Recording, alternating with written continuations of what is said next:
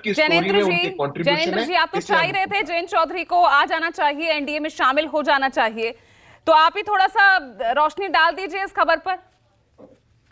देखिए पूजा जी, हमारे नेता माननीय ओम प्रकाश राजभर जी ने पिछले 6 महीने से कहते आ रहे हैं कि जयंत जी को हमारे घटक दल के रूप में शामिल होना ही है, हमारे गठबंधन के साथ आना ही है। और मैंने भी कई चैनलों पे ये बार बार बताया था कि जयंत जी हमारी गठबंधन के साथ आएंगे, और मैंने ये भी कहा था कि आखिर तुम्हें आना जरा देर लगे।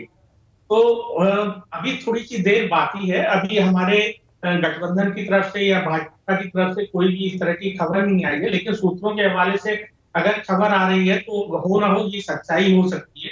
वो मैं क्यों हो सकती है सच्चाई, मैं बता देता हूँ कि 2009 में भाजपा के साथ मिलकर आरजेडी ने चुनाव लड़ा था, तब आखिरी बार उसकी 5 लोकसभा सीटें आई थी।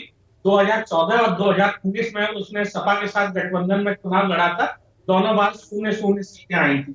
2022 में जरूर जो विधानसभा चुनाव थे वहां पे 33 सीटें दी गई थी आरएलडी को, लेकिन 33 सीटों में से आधे से ज्यादा सीटों पे अखिलेश जी ने अपने कैंडिडेट आरएलडी के तो सिंबल पे 33 में से भी उनको भी तो सिर्फ 7 ही सीटें हासिल हुई थी ना।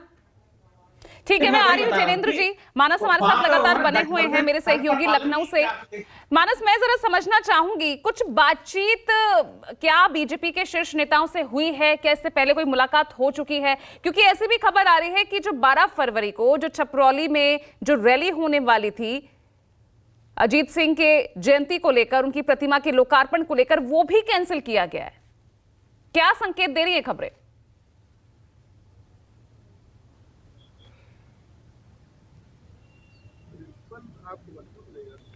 मानस, आवाज पहुंच रही है आप तक? पूजा, ये सवाल आपका? जी जी जी जी जी, आवाज आ गई, मैंने सवाल भी सुन लिया आपका। दरअसल छपरौली वाली रैली कैंसिल हो सकती है, स्थगित हो सकती है, क्योंकि इसको रीशेड्यूल किया जाएगा। और ऐसी भी खबर आ रही है कि उसमें प्रधानमंत्री नरेंद्र मोदी को उसमें आमंत्रित किया जाएगा। देखिए, ये जो विवाद है, दरअसल इसके पीछे 2-3 बड़ी वजह है। एक तो ये कि जो राजीव जी कह रहे थे कि कंफर्टेबल नहीं है, उसको लगता है राष्ट्रीय लोकदल को कि बीजेपी के साथ जाने में ज्यादा फायदा है। दूसरी सबसे बड़ी बात यह है कि पिछले कुछ समय से ऐसा चलन हुआ है सियासत में कि छोटे दलों को बड़ी पार्टियां सोचती है कि वो उनके अपने सिंबल पर लड़े। जिन 7 सीटों की बात हो रही है, खबर इस बात की है कि उन 7 सीटों में से कम 3 सीटें ऐसी थी जिसमें समाजवादी पार्टी चाहती थी कि राष्ट्रीय लोकदल का उम्मीदवार उनके सिंबल पर चुनाव लड़े। और ऐसा पहले भी हो चुका है, ऐसा हमने देखा भी है। 2019 के जब लोकसभा चुनाव से ठीक पहले जो उपचुनाव हो रहे थे, उसमें भी ऐसा देखा गया है। तो कोशिश ये की जा रही थी समाजवादी पार्टी की तरफ से कि राष्ट्रीय लोकदल का उम्मीदवार भले ही हो, लेकिन सिंबल समाजवादी पार्टी का हो।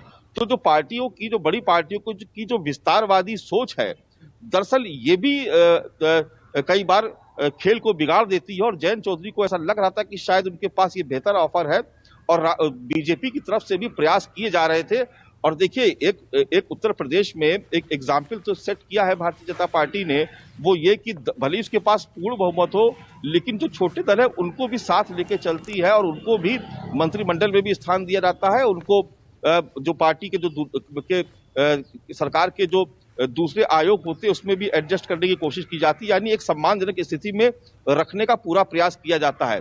तो ऐसे में आने वाले वक्त में अगर ये गठबंधन अगर वास्तव में धरातल पर उतर आता है, जैसी की खबर है कि ये शायद आज ही फाइनल हो जाएगा और आज ही इसका शायद आधिकारिक ऐलान भी हो जाए, तो ऐसे में न केवल केंद्र में बल्कि उत्तर प्रदेश की सरकार में भी जयंत चौधरी की संभावनाएं खुली रहेंगी, उनकी पार्टी की संभावनाएं खुली रहेंगी। ठीक है, एक बार मैं चाहूंगी कि एक बार फराज साहब थोड़ा सा इस पर आप रिस्पॉन्ड कीजिएगा। संभावनाएं बीजेपी के साथ ज्यादा नजर आ रही है, और यहां आपकी 3 सीटों पर आपकी विस्तारवादी सोच कहीं एक और घटक दल को अलग ना कर दे। फराज किदवई साहब।